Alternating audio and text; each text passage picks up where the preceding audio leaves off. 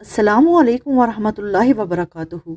کیا آپ جانتے ہیں ایک نوجوان صحابی نے خام دوزخ کا منظر دیکھا اور فرشتوں نے انہیں حیرت انگیز بات کہی۔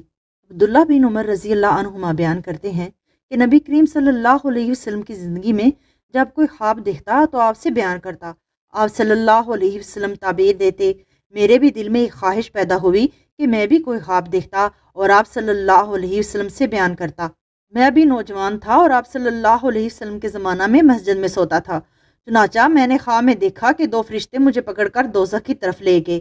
میں نے دیکھا کہ دوزخ پر کنویں کی طرح بندش ہے، یعنی اس پر کنویں کسی منڈیر بنی ہوئی ہے۔ اس کے دو جانب تھے۔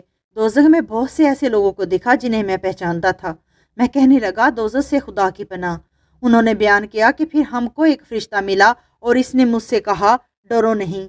صحیح بخاری حدیث نمبر 1121۔ یہ خواب ہمیں خبردار کرتا ہے کہ دوزخ کی ہولناک حقیقت سے بچنے کا واحد راستہ اللہ کی پناہ اور نیک اعمال ہیں۔ یا اللہ ہمیں جہنم سے محفوظ فرما، آمین۔